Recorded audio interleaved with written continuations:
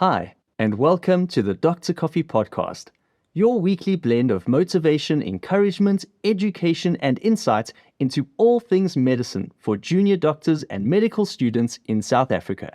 In this week's Coffee with Consultants feature, we hear from Dr. Phetla from Doctorpreneur about her path in medicine and her consulting services in training medical professionals to cultivate an entrepreneurial spirit and successful medical practices. Dr. Phetla has over 13 years in private practice and a master's in business administration. During the course of her business studies, she focused on strategic performance management with mentoring and coaching as elective subjects. She is invested in consulting with doctors to build and sustain their career and the business of medicine. Doctorpreneur emphasizes the importance of having a business mentor and planning your path while still a junior doctor. We also discussed some of the key elements of medical entrepreneurship and pursuing a sustainable balance between the business and clinical sides of a fulfilling career in medicine. I had the privilege of sharing a meal and a coffee with Dr. Phetla at the Karoo Cafe in Pretoria East. A great spot, by the way, and well worth a visit. We had an enriching and interesting conversation that left me feeling challenged to be a better medical professional and also inspired about the possibilities of running my own successful medical practice one day. I thoroughly enjoyed our conversation and I hope that you do as well. Without further ado, here's Dr. Phetla. Welcome to the Dr. Coffee Podcast, Dr. Phetla. Pleasure to have you here.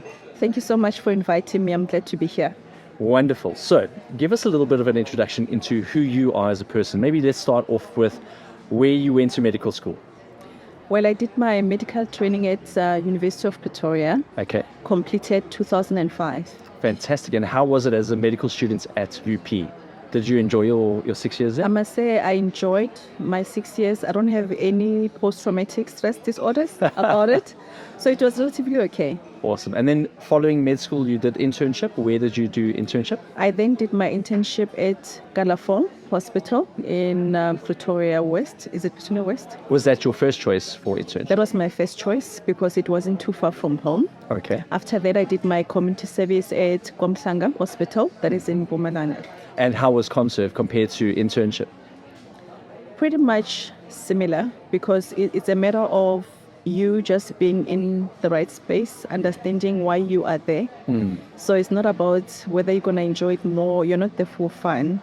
You understand you're there for medical training. You're there to serve the patient and learn teamwork.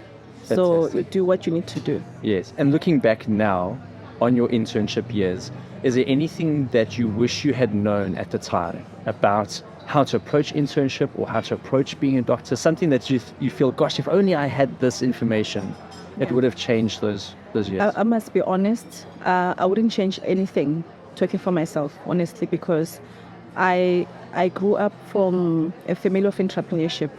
So I always knew work is work. There's time for everything. So every time I was working, I knew I'm here to work.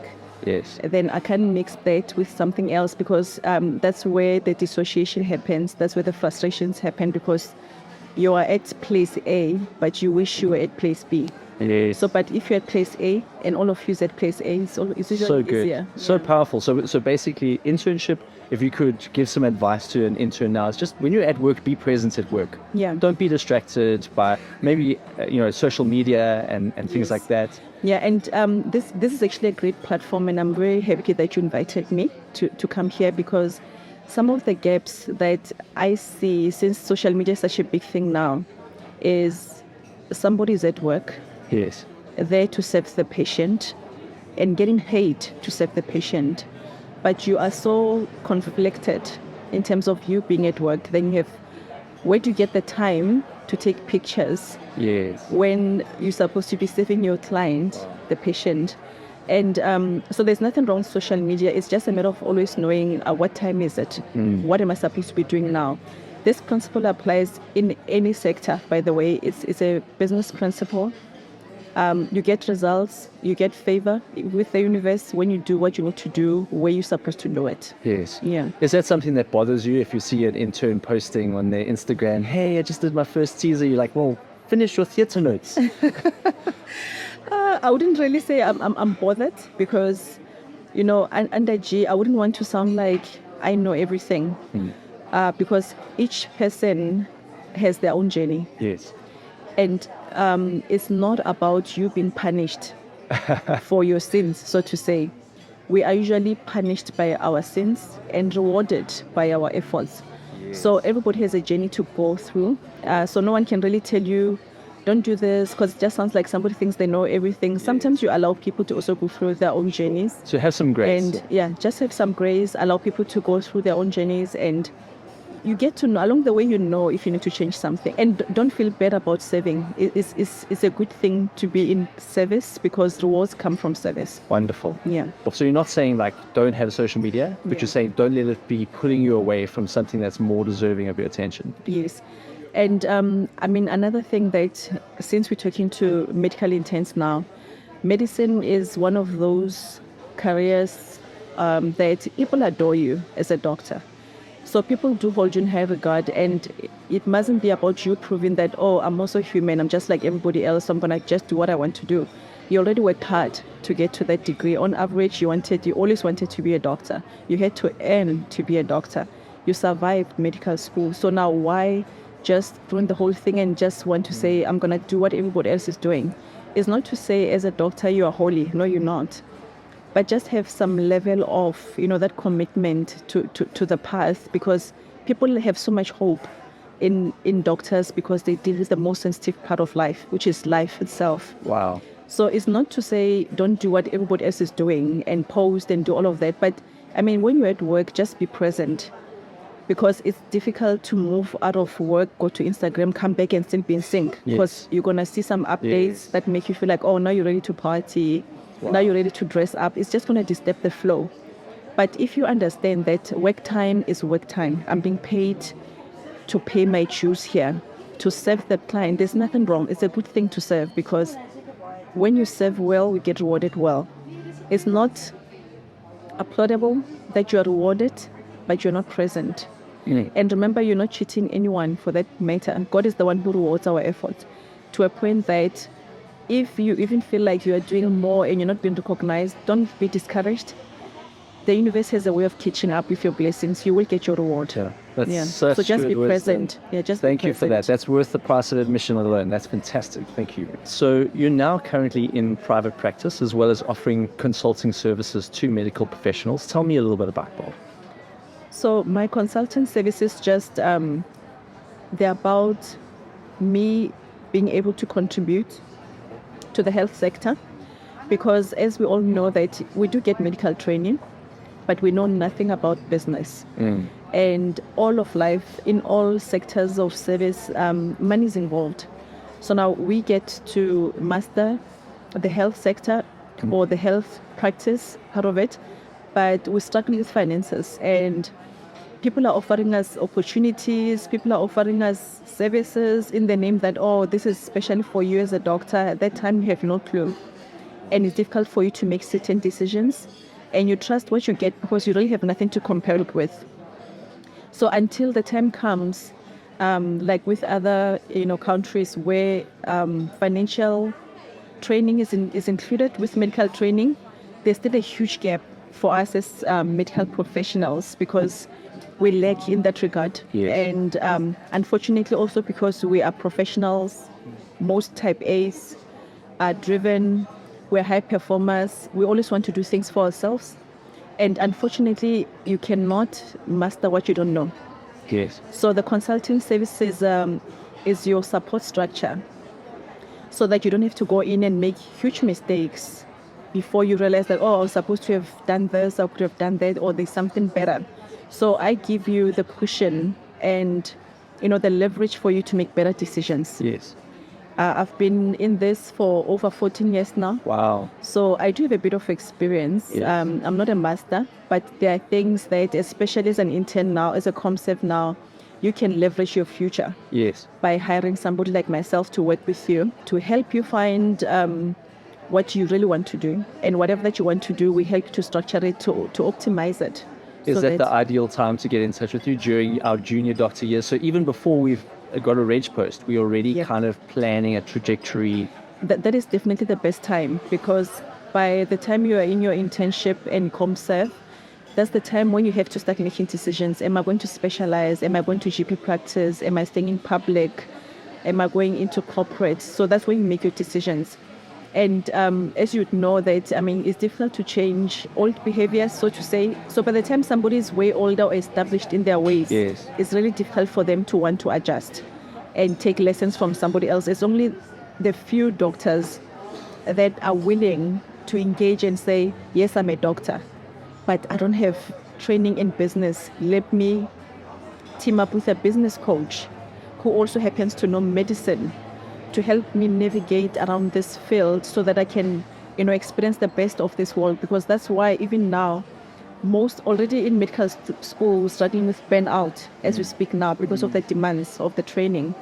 So as you go further and you realize that you're more on your own now because you are independent, especially for those that are in private, there's so much demand on you and you find that you don't have support and you continue to push yourself until you collapse and you die, or you're even going to, if you don't die, at least mental health is a big thing for professionals. That is for all professionals, by the way, because of the demands of work.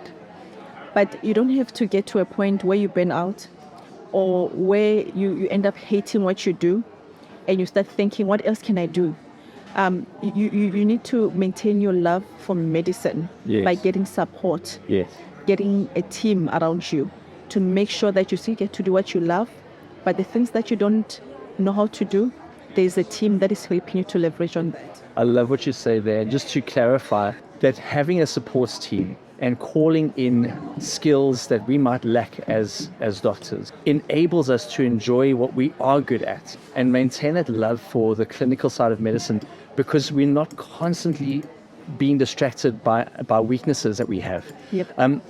I think you highlighted an important thing, which is the willingness of doctors to seek those services, the willingness to accept that we don't know everything, which some people might say is a weakness, to have that humility to say, I don't know this. Yeah. Does every doctor need to get a business degree? I think especially if the doctor is going to be managing their own finances, it would be great to get, even if it's not a degree, a diploma would be great.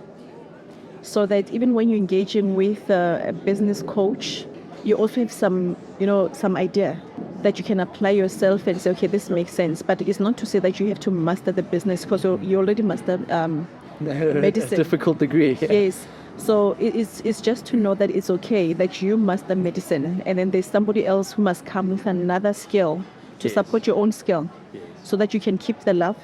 We can give and get more out of this, because most of the time most doctors end up hating medicine, but it's just because of the administration side. Yes, there's so many technical things that they want to carry on by themselves, because I'm a doctor, I should know everything. I'm a doctor, I should be perfect. It's not the case. So the greatest wisdom is knowing what you master, and what skills you need to employ. You're saying get a business training, get some kind of qualification, but failing that, call in somebody who does have it. Yeah. There's no shame in paying money to somebody to render a service to you. Absolutely. To help you, because the reality is that if you don't, you're only setting yourself up for failure. Absolutely. And definitely, like what you're saying, don't feel bad to pay somebody else to give you a skill that's going to give you, a great head start. That's going to make sure that you sustain what you love. That's going to make sure that you get the most out of what you love. Yes. Because, everybody on average, as a doctor, you can afford an average good life. That one we know. We're paying for the best cars. Why can't you pay for a coach to make sure that you can afford paying for that car, pay for those holidays, and still love what you do and respect the work? Yes. Because when you stop respecting the work, wow, but you want to continue getting the money, that's when you lose favor with the universe. Powerful. So when you have that balance of saying, I need to enjoy this and get the most out of this, but in exchange, I also have to give it to somebody else who's created this platform for me. Because even if you're a doctor, but you don't have the platform to practice being a doctor, that value goes away. Yes. So when you have the opportunity to serve, don't feel bad, you serve well, and don't feel bad for also getting a support structure to let you go through this thing, give you, that added advantage, so that you don't have to make the same mistakes that other people are making. in their own journeys, you can easily litigate that while you're starting off now. So that for you, it's going to be a norm to know that I'm getting support, I'm paying for support, and I'm proud that I'm paying for support because it's going to make me sustainable. It's something that our guests from private practice have said before, that they feel quite lonely in private practice. And I think it's just so helpful what you've said about delegating some of that responsibility so that you can enjoy a little bit more of your life, work-life balance. So just to move on a little bit from there, Doc, what are, besides having the lack of willingness to admit our own shortcomings and our own inefficiencies, what are some of the mistakes that we're consistently failing in as doctors? What are some of the things that we're not paying enough attention to in your experience? Yeah, I think on average it's two main areas. So it's definitely about the money, management of money. The second one is family. So no one is really going to sit there and tell you that you need to make sure you've got work-life balance, because everybody else wants you to produce on where you're dedicated to. So that is a personal responsibility that you have. Now, if you listen to this podcast, this is the opportunity that you have, that you plan ahead right now, that you understand that doing medicine doesn't mean that it's all about work and fun only, or work and just collapsing. There should be a balance. You should be able to be okay, develop yourself, take care of you, so that you are fit to be able to do your work. You're also fit and available for your family. And that has been the greatest gap, not only in medicine, in all professions, by the way, that, we're pushing for that growth, for that acknowledgement, but we're neglecting the aspect of family. And especially on female professionals, there's also that pressure to prove to male professions or just males under general that we can do exactly what they can do. If you think about it, that competition is not necessary because it costs the family. The woman is the nurturer. The woman is the one who nurtures the kids. The woman is the one who makes sure the home is comfortable, who develops those kids, makes sure that they also get to a home that they love. The husband, if you want to be married, gets to a home that you love. So we should not feel bad as female professionals. Very good. To prioritize family. Very good. As much as we're capable of making money, hire somebody who can help you manage money in an optimal way, but not to be driven by the competition to prove a point. Yes. But just be able to prioritize what is important. The reason we have so many kids that come from good families of professionals that show signs of great mental health challenges, they are not coping with life, is because mostly the females have left the homes to establish themselves in the business world so much, in making money so much, in proving a point so much, that we don't have time for the kids. No one is developing the kids. The nannies cannot do that for us. There's something about the time that you make available for the kids as a mother and father, but especially the mother, because you're the one who's nurturing these kids, who's guiding them, who's making sure that they're safe and all of that. But when we move out of that space and we only focus on the one aspect, then the kids grow up, we've paid the nanny, we've given the kids the best toys, the best holidays, but whenever they grow up, they can't cope with life because we've totally left that space. What a powerful and deep conversation that is. Just in its own right, we could have a podcast just about the dynamics of navigating medicine and a professional life as a woman, and the tensions of wanting to have a family, but also wanting to take a step into an opportunity in your career.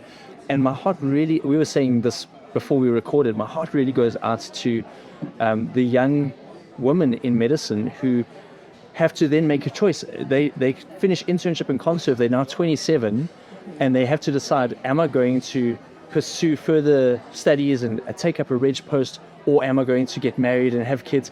And we were saying that it doesn't have to be an either or, but you do need wisdom, and you do need to make a firm commitment to what works for you, what your values are. That's so powerful to hear from you as a successful woman in medicine who's obviously gone the journey to bring that wisdom to young Yeah. doctors who need to hear it. Yeah, and just to add that, literally is not a bad thing to specialize. It's not a bad thing to succeed. It's just about getting your priorities right. And the philosophy or the culture of do what you want, how you want, it's been preached so much, but it's costing everyone. Yes. You can't do what you want when you want all the time. And especially if you are thinking of bringing a child into this world, we have to be more responsible with that. Wow. Yes, we can bring the kids. We know how to bring kids into this world. But just having that consciousness of being responsible to say, when will be the right time for me to bring this child?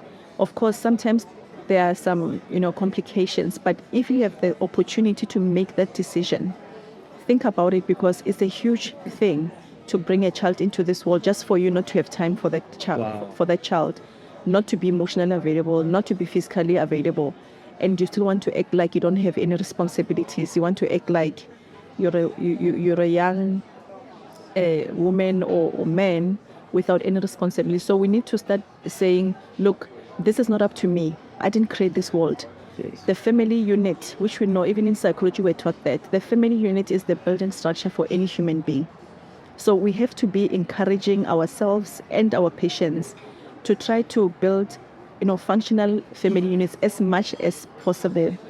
Despite that, we know the challenges that we face under general, but if you have the opportunity to make that decision, think about it consciously, be intentional about it. Maybe I can shift that a little bit to the topic of private practice, where the impression certainly is that you have a little bit more of a say in your work-life balance, that you have a little bit more of a say in controlling your hours and controlling your responsibilities. Would you say that that's one of the advantages of being in private practice, or is that an illusion that's created? It's a bit of both. Okay.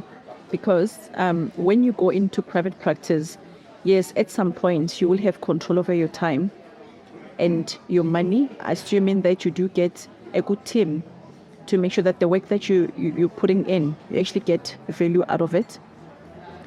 The other thing is to keep in mind that it doesn't mean just because you're going in, you're going to make money. It's not an obvious thing, and Yes. it's a process. When you start any business, for that matter, it takes a process. So that's where you want to be wise enough to get good building blocks from the Yes. start. Because you need somebody who's going to help you to decide if should I do locums first, while I'm learning, while I'm saving money, and then beyond that, should I go into a team of doctors where I'll be cushioned for time, I will be cushioned, for costs. And so it's quite a dynamic thing to decide on, because everybody's life and circumstances are unique. Yes. But the idea is whatever that you want to do, be it private practice or you want to go into corporate, the thing is, what do you want? Yes. What is important to you? And that's where your skills come in, is Yeah. tailoring Yeah. the options and saying to people, look, this is what your values are. These are the options that support or line up with those values. Yes. These are the choices you can make. So I want to ask you three things that start with T.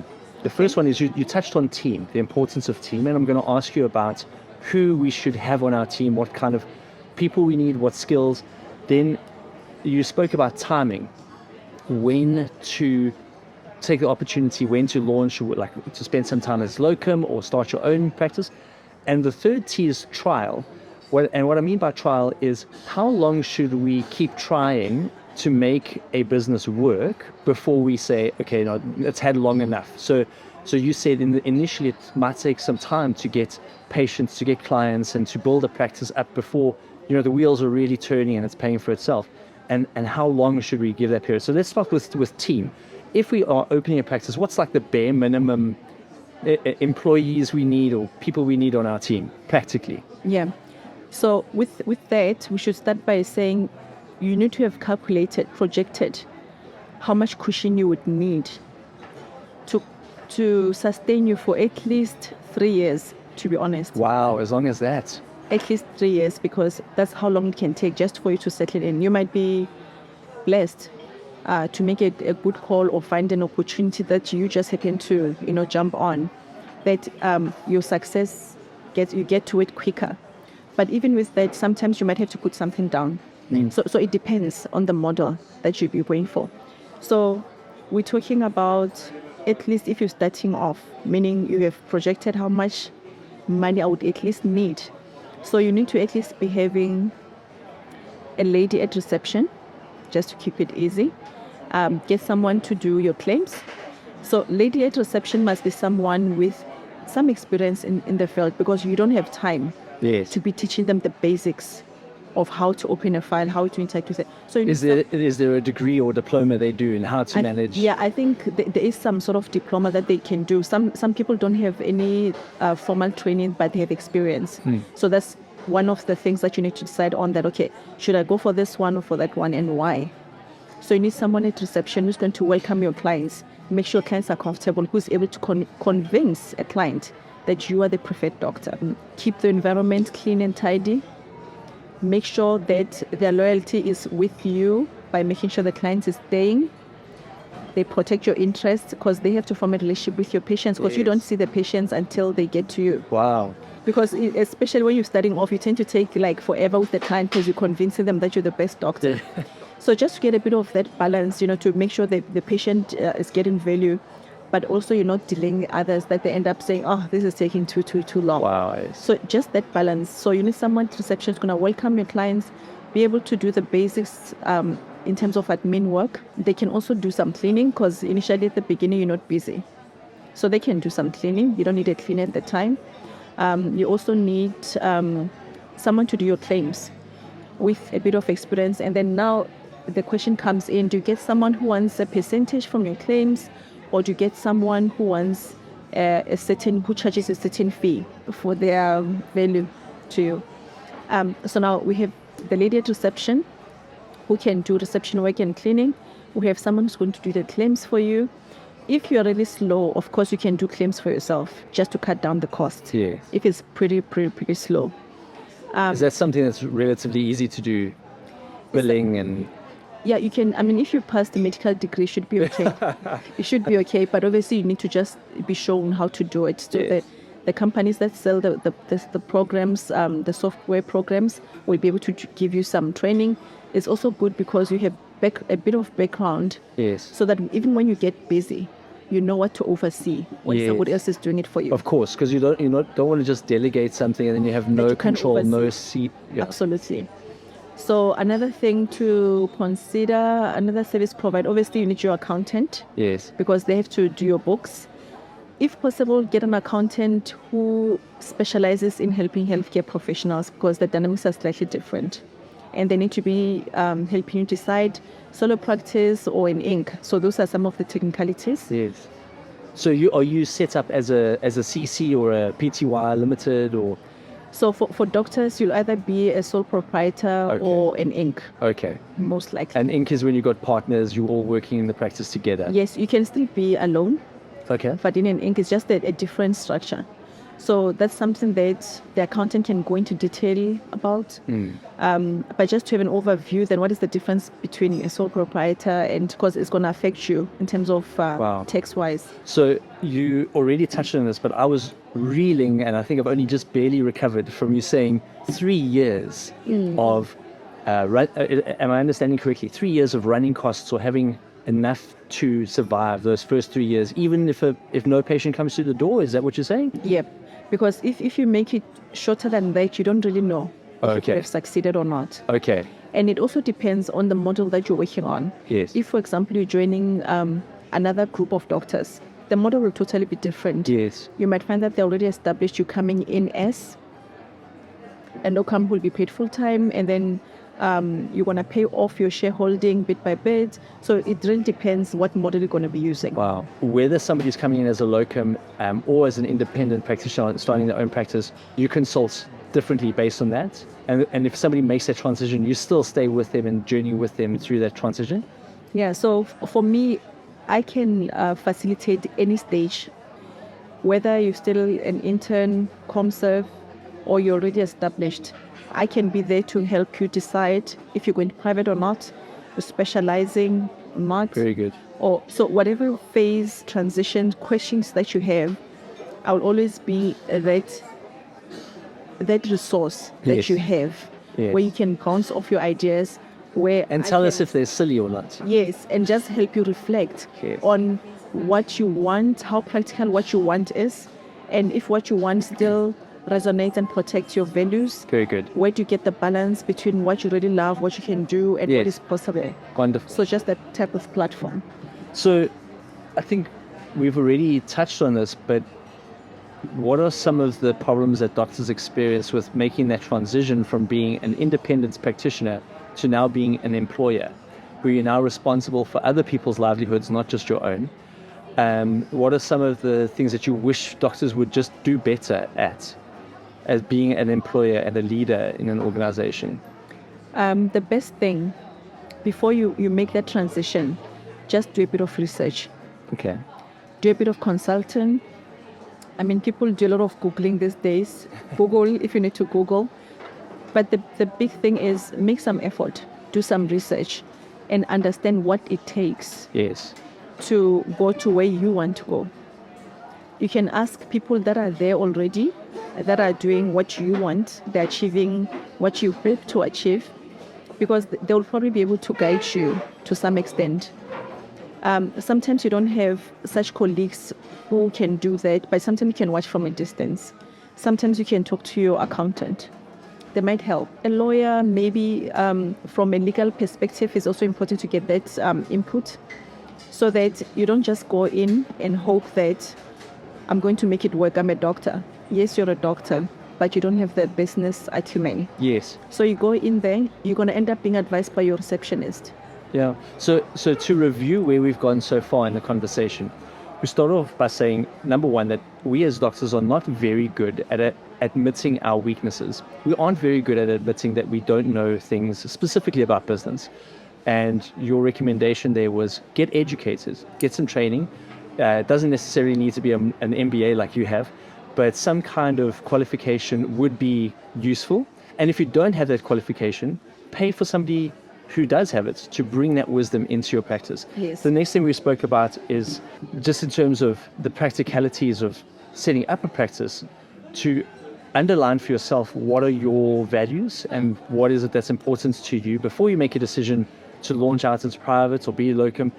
Make sure that medicine is not your end all and be all, but is part of who you are, and that it serves the rest of who you are. Then you've given us some very practical information about how to establish a team, the timing of it a little bit, and really how we can maximize the resources in people.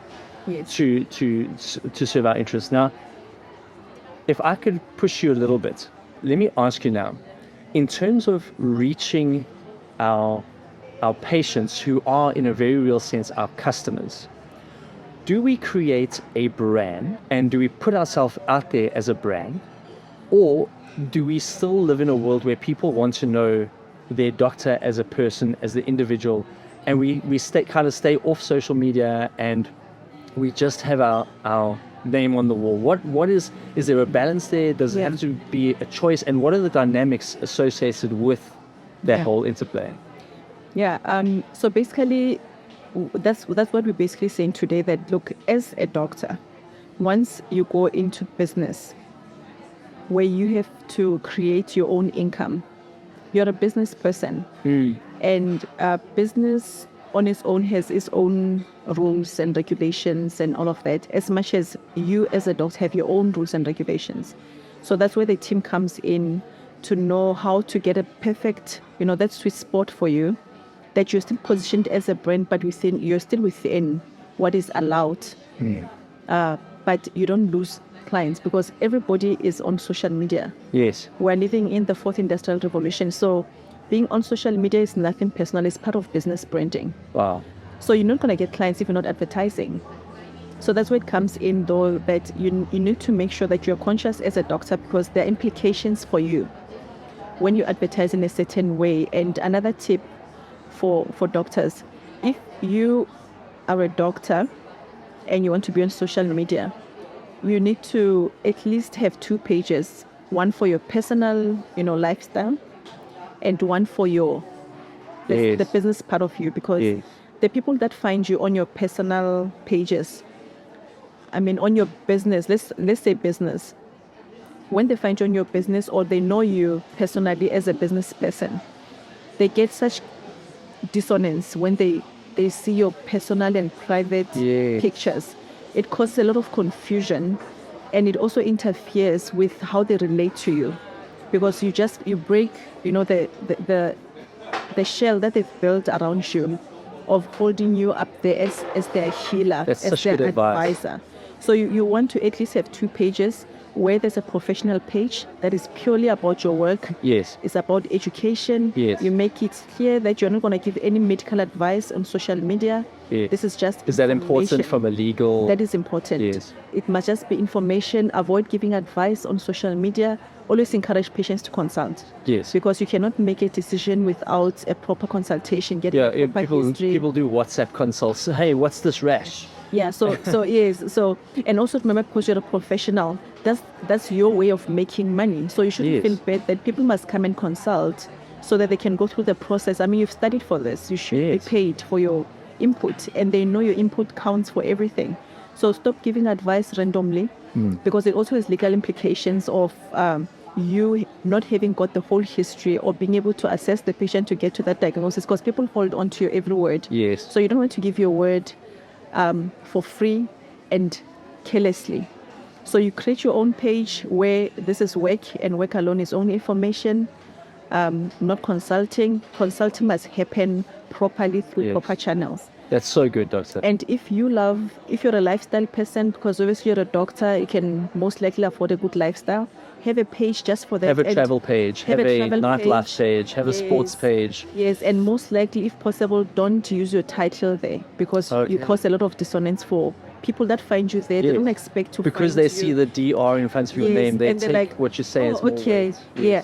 So you just want to differentiate that so that Very people know that, okay, this is this private person, because you don't want to carry the title that comes with such huge responsibility and carry it casually on another page. Yes. So just have 2 pages where you say, this is my private life, I do what I want, whether you close it off or not, but don't attach your title there then.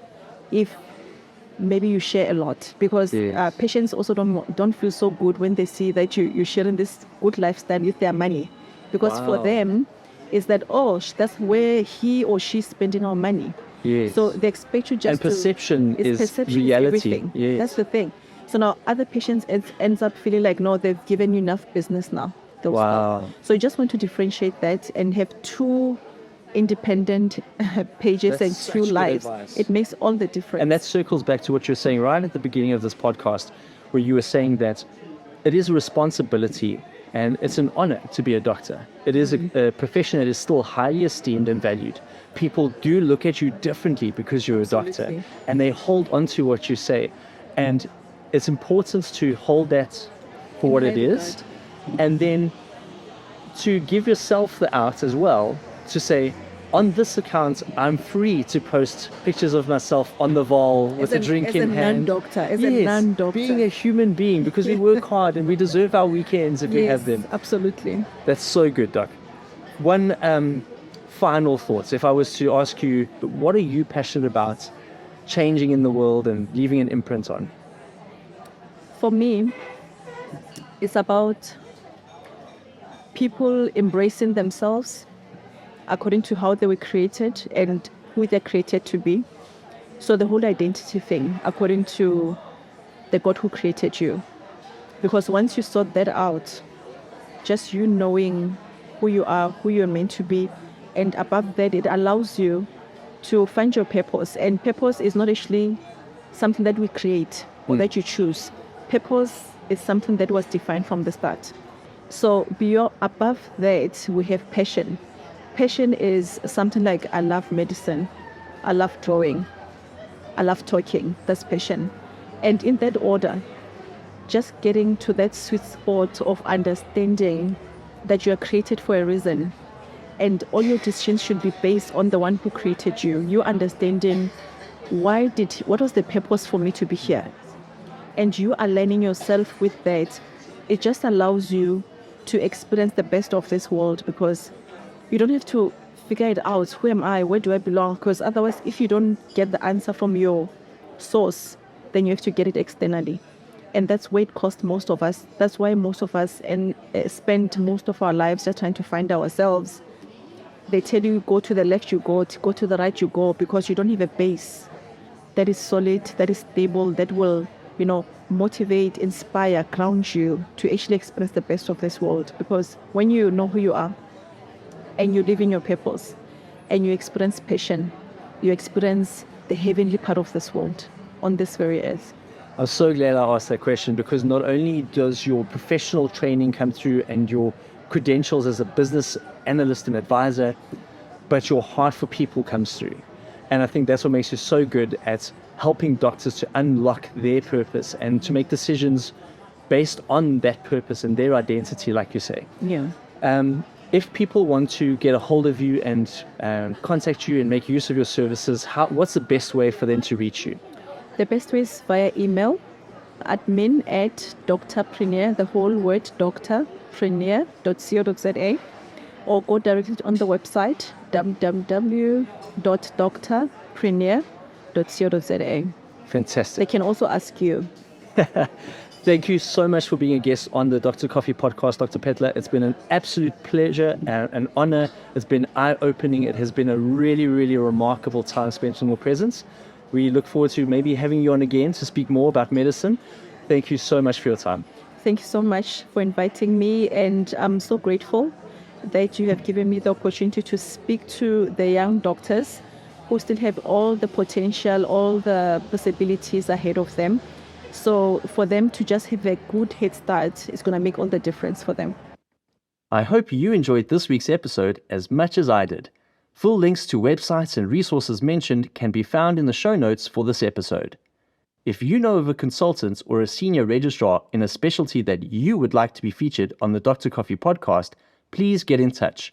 The podcast's email address is drcoffeeza@gmail.com. That's drcoffeeza with no punctuation marks. We're also on Instagram, Twitter, and YouTube with the username @drcoffeeza.